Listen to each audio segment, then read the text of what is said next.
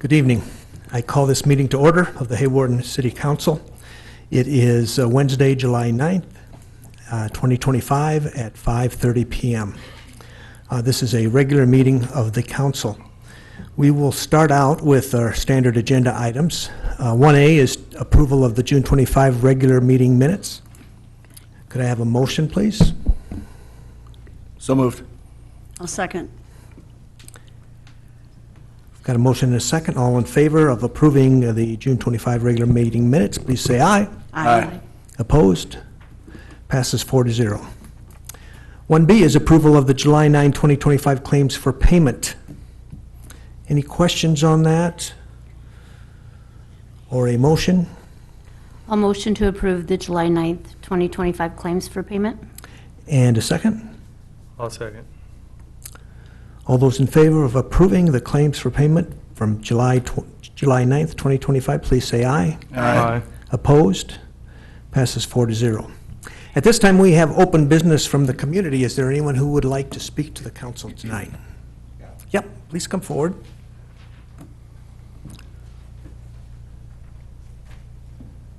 First, I would like to thank Councilman Harvey for all the time he's given the city. And I think, at least by me, he will be missed up here. Next, I would like to thank the chief. I've heard one Jake break go down my hill. I don't know if what you did, keep doing it. And I would like the council to look at ordinances to some type of registration fee for these golf carts, ATVs, and things like that, so that they have to pay a fee to be on the road, and we can use some of that money to set up some bike lanes. I would also like the council to look at the mobile vendor ordinance and increase the fees that they're charged. I think Sioux Center charges $150 for a year. And I believe, if I'm reading right and the information's correct, Orange City charges $500, or we charge $100. What else? You already know how I feel about this zoning ordinance fine change. The city's been inconsistent on their nuisance abatement. They'll go after some people and leave others alone. And I think that's what you're going to be doing to the zoning ordinance also. You're going to be going after some people and leaving others alone. I think it's going to be inconsistent. I've seen a lot of changes in how the city's done things since it's been a pretty big flush of administration, and especially the police force. I haven't heard of anybody going into a person's place of business from the police force and saying, hey, your grass is too high, which would be, I think, harassment. So I would really like you to look at that. Now, what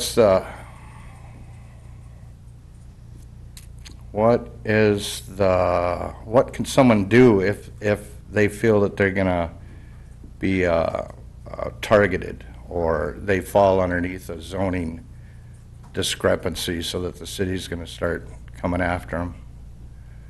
They can go to the zoning board, right, and look for a variance for whatever. Got a couple nods. Cool. Now, the zoning, not the zoning. Okay, so I'm done with that. You guys are going to do what you want to do. But I shouldn't have to come up here, or any other citizen shouldn't have to come up here and point to a specific property and say this is not operating within zoning code, or this is should be a nuisance abatement. I mean, you can drive around town and it's pretty much common sense, right? Except for my property. Leave my property alone. If I want to have my tires off my truck, leave it alone. So it should be, you know what the laws are, or you study them and whatever else, and that's what your oath was to do. So if someone's operating a business in the B2 district downtown and it's not zoned for that, I expect that person to be hit and made his stuff move, or get a variance from the zoning boards. I got one more thing. Oh, this Hawarden Mayor Flood Facebook group, is that an official, that's an official government site, right? So what I'm going to ask, I'm assuming it is because you're using it for various things to announce things from the government, city meetings, various things from the flood, which is still hit a lot of people, a lot of vacant buildings. Have you ever apologized, Mayor, personally or publicly for what you wrote on that site about Councilman Harvey?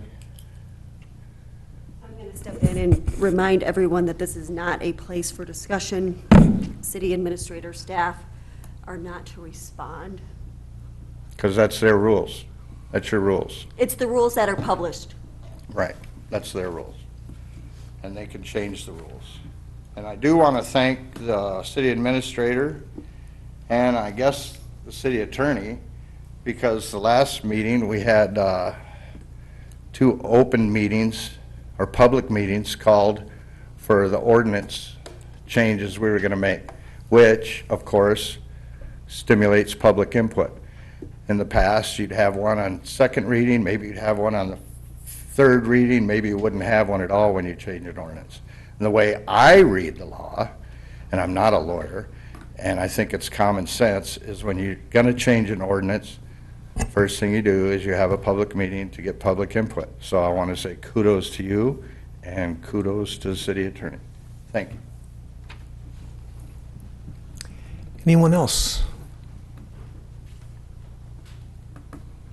Okay, not seeing anyone. We'll move on to the agenda. There is no mayor's report tonight, so we'll jump to staff reports. Jacob. I just want to say that my new employees are doing a wonderful job in that front office and picking things up very well.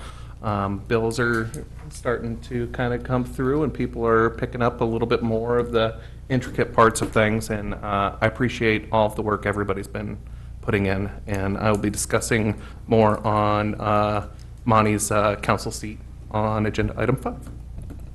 And thank you, Jacob, because I know you worked quickly and swiftly and got good people in, and I know that you come back and just boom, but thank you. Travis. I'll say mine for the agenda items. I've got a few discussion items. We'll look forward to it. Chief. Nothing, thank you. Carol? Just continuing to work with the flood victims and the loans that we did were emergency loans for the businesses. It's been a year, almost to date, since we wrote some of those, so working on that quite heavily. Just trying to work on a couple other things, requests from the community. That's about it. Thank you. And Jenny? Nothing, thank you. Okay, moving on to 2C, council comments. Anyone have anything they want to say at this time? Okay, then we will move on to other agenda items. Item 3 is discussion on the shelter house. Just wanted to go over the, a little bit of change in the floor plan. We added a 5-foot patio to the front of the shelter. It never had one before. It was just kind of open to the rain and everything, so we added 5 foot there, and then added 5 feet on the back side. We had only originally planned a 5 foot on the back, so we went 10 feet on the back covered and 5 feet on the front covered. Otherwise, the floor plan is exactly the same. I saw that, I like that, I do like that you're doing it on both sides. Yeah, good. Any other? Mm-mm. Looks good. Good on the floor plan. The next thing, we finally got an updated, in the packet, there was an original site plan, and just late Monday, we got an updated one. Shows a little more detail. Yeah, I And we did noticed add that. that to the thing as well. We just basically want to go over where it's located, since we'll be raising it roughly 4 feet. I was wondering, 4 feet. Yep, that was where the flood water was on this last record flood. So we'll be at least that high with this building. And to get the slope, there'll be about 5 feet on the sides of the building, partly level, and then from there it'll slope off at a, I can't remember the exact slope, but it'll be mobile, it'll be able to be maintained.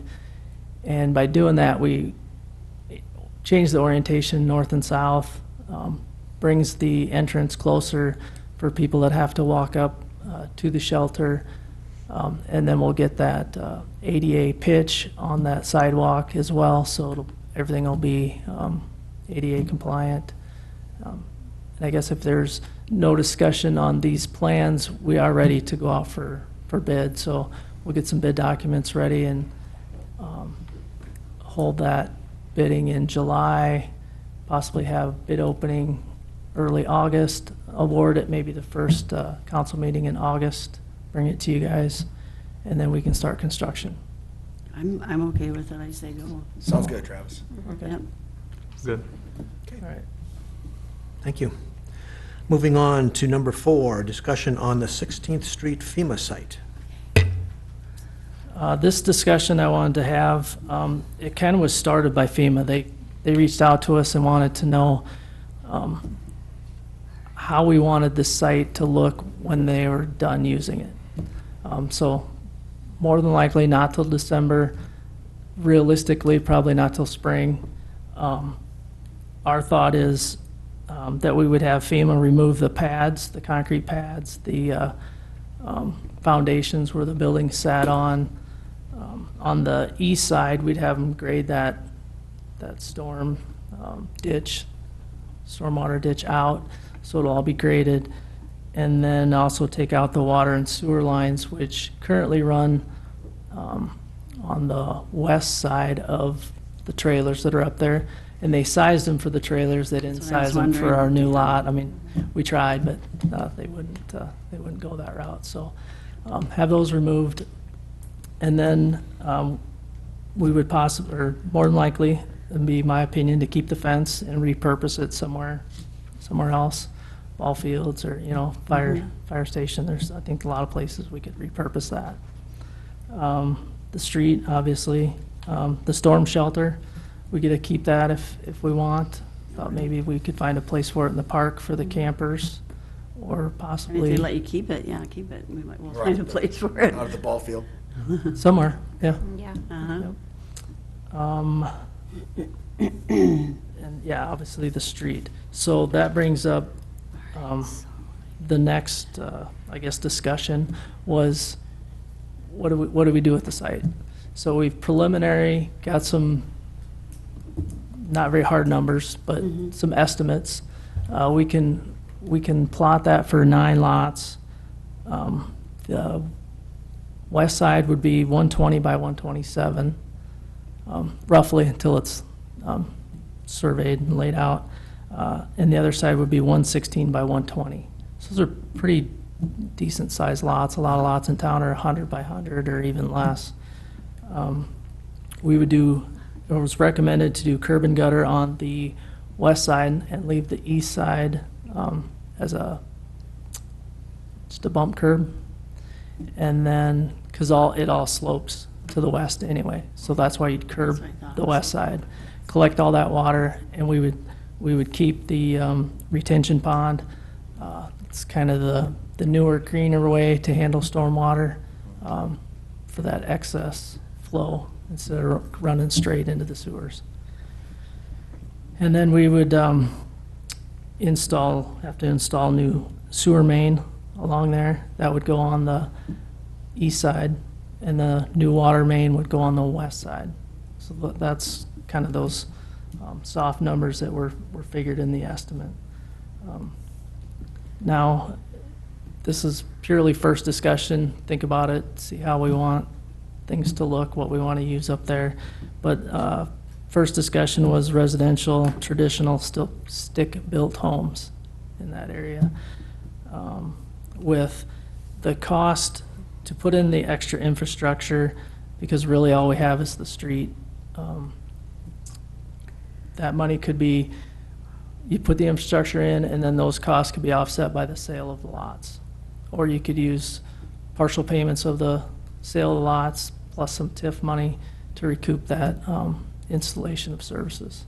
So just something to think about for the future. If anybody has any ideas or anything different we want to talk about, but we're can't do anything till at least December, probably spring, more than likely. So this was just get it on your radar and talk It about it. would be nice to be able to TIF that area and control the, all the facility costs, because they're pretty higher than I thought. So they're reasonable lots for people. I'd like to have residential lots available for people to build. And just having used TIF a lot in my career, I mean, that would Yeah, really it's a help good- mitigate those costs down. It's a real good option. And that's, there's nothing there right now once you take the trailers away, so it's not like you're getting taxes on bare land anyway. And then once they're built, and then after so many years, the taxes come back to the city. Yeah.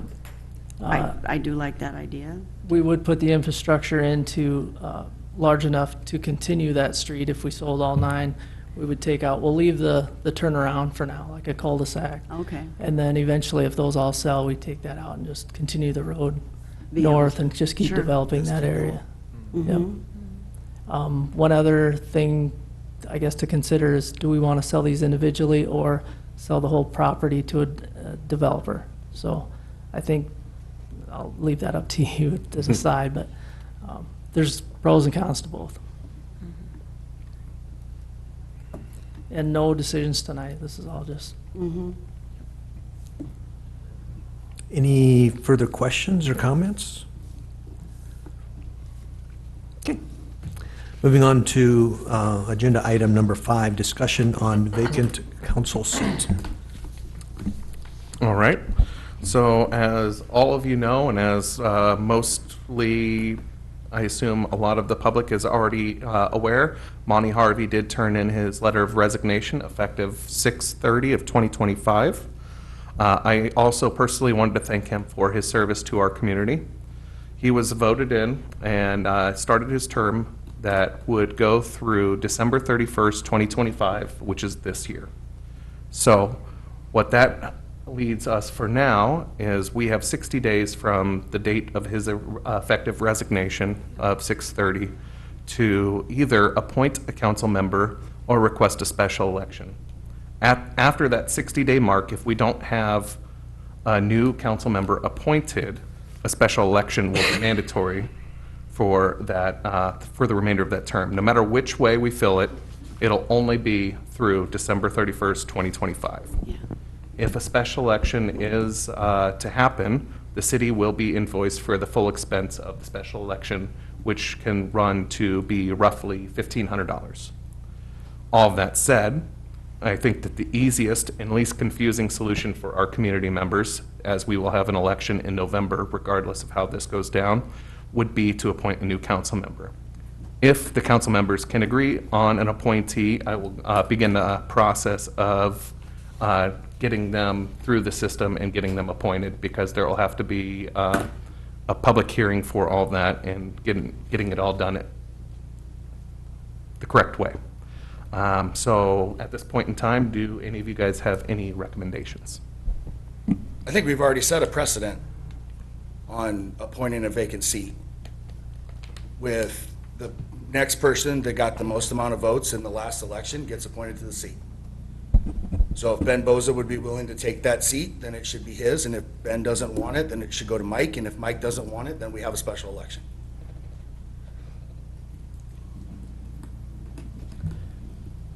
We do go back on elections, that's correct. I just thought we would go back on Monty's election and take the next one on that one, which I think is Amy Kaysen. Should be good. I mean, I'd give her a chance. I know Ben is still interested. I did have a conversation with him, and that was just the last election when Christie was appointed early, so I think Ben would do a fine job to finish it out as well. I think Amy would do a great job as well, and I do know she's interested as well. So I know she was interested a while back, but I didn't know if she was still. She is, yep, just spoke to her Oh, 45 minutes ago, just to make sure. I didn't want to say anything out of, you know. sure.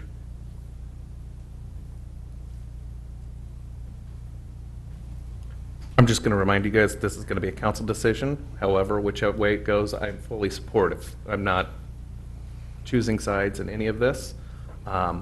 But if we think that we're going to be at an impasse, I do think that it would be beneficial to just go ahead and request a special election if you guys are not going to get to that point of agreeing on somebody. Another option that I would have, if you guys are both just having two people that you would choose between, is maybe thinking of a third person that you guys could maybe all agree on to try and save the money and save the confusion from having two back-to-back elections. Because I'm assuming that if we wait the whole 60 days, the election will happen in like September, October, and then again in November. One thing I will throw out, just from a logical standpoint, I guess, is, so this person will be serving, I don't know, 90 days, maybe a little bit longer than that. I think everyone can attest that when you come on council, there's a little bit of a learning curve to begin with. I don't know if anyone's thought about someone who's been off and just got off and not necessarily wanting to run in the future, if that would be a possibility to save the, I don't want to say the learning gap, but the gap it takes to get caught up. Because I think you're going to have that gap to get caught up. And then what? What if they're not elected, and it's been a lot of, I don't want to say wasted time, but a lot of time of learning a lot of new things for a very little period of time. I think there's a lot of benefit to the city to find someone that could step in right away and hit the ground running.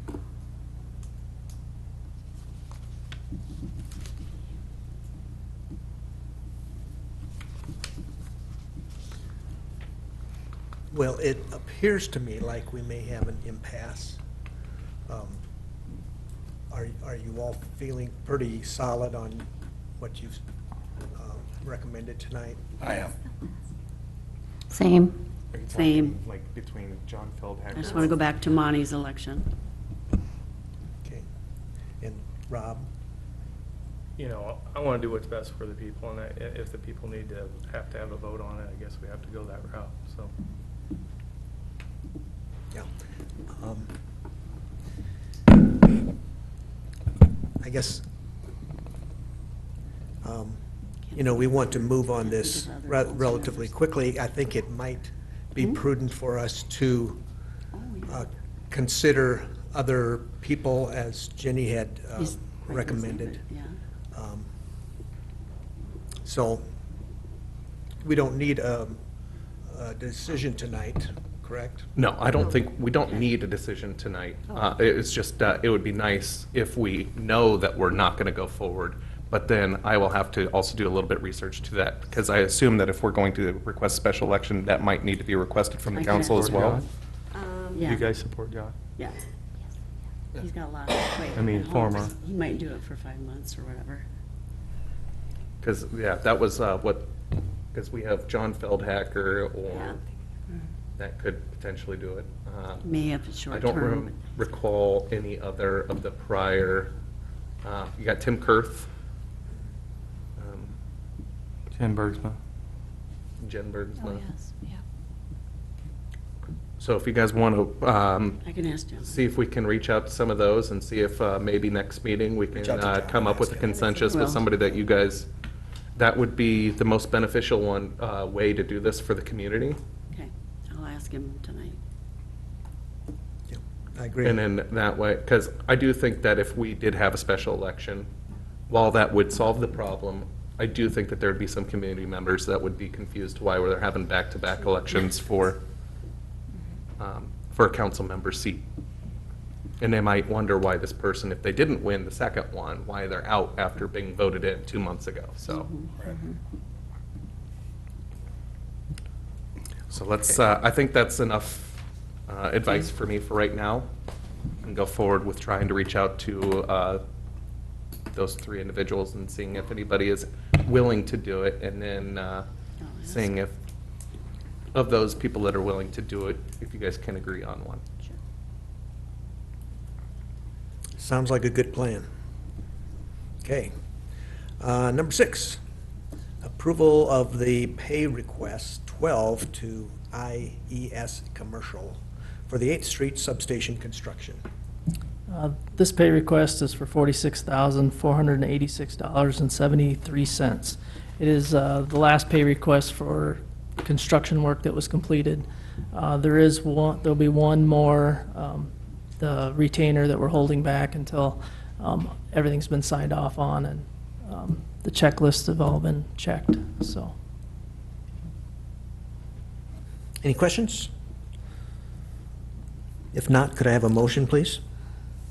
I make a motion to approve the pay request to IES Commercial, Inc. And a second? I'll second. We've got a motion and a second to approve the pay request from IES Commercial. Those in favor, please say aye. Aye. Opposed? Passes 4-0. Item 7 is the second reading of Ordinance 759, an ordinance amending Chapter 165.28, the zoning and penalties for violation.